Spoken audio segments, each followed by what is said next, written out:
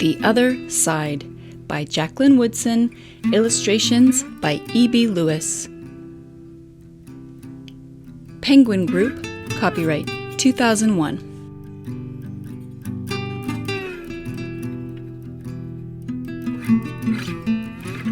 That summer, the fence that stretched through our town seemed bigger. We lived in a yellow house on one side of it. White people lived on the other. And Mama said, "Don't climb over that fence when you play." She said it wasn't safe.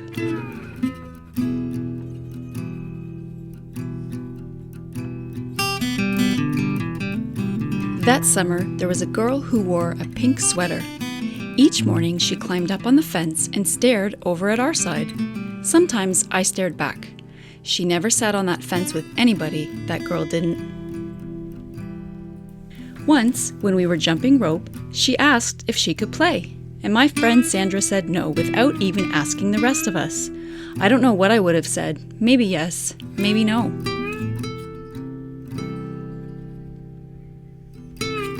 That summer, everyone and everything on the other side of that fence seemed far away. When I asked my mama why, she said, "Because that's the way things have always been." Sometimes when me and Mama went into town, I saw that girl with her mama. She looked sad sometimes, that girl did. "Don't stare," my mama said. "It's not polite."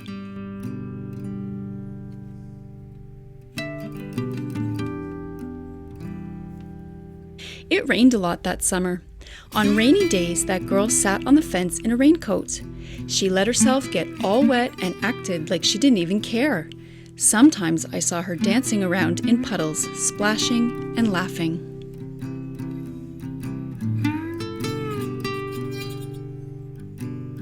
Mama wouldn't let me go out in the rain. "That's why I bought you rainy day toys," my mama said. "You stay inside here where it's warm and safe and dry." But every time it rained, I looked for that girl, and I always found her, somewhere near the fence.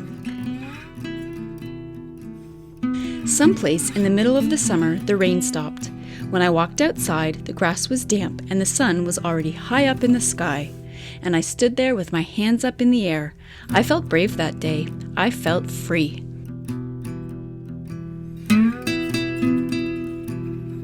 I got close to the fence and that girl asked me my name. "Clover," I said. "My name's Annie," she said. "Annie Paul. I live over yonder," she said, "by where you see the laundry. That's my blouse hanging on the line." She smiled then. She had a pretty smile.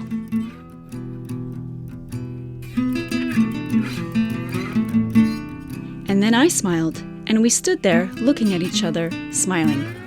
"It's nice up on the fence," Annie said. "You can see all over." I ran my hand along the fence. I reached up and touched the top of it. "A fence like this was made for sitting on," Annie said.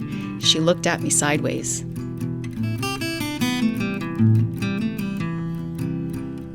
"My mama says I shouldn't go on the other side," I said. "My mama says the same thing, but she never said nothing about sitting on it." "Neither did mine," I said.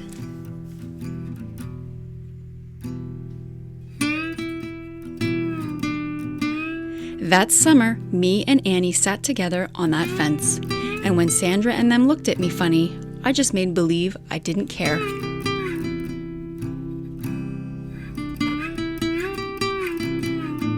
Some mornings, my mama watched us. I waited for her to tell me to get down from that fence before I break my neck or something. But she never did. "I see you made a new friend," she said one morning. And I nodded, and Mama smiled. That summer, me and Annie sat on that fence and watched the whole wide world around us.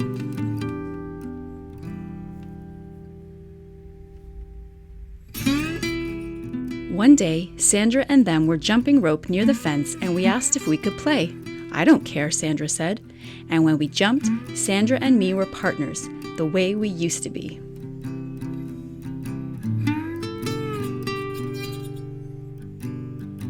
When we were too tired to jump anymore, we sat on the fence, all of us in a long line.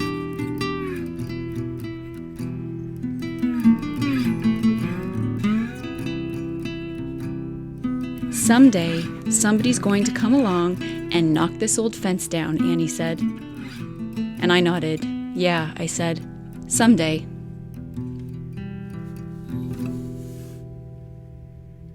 The end.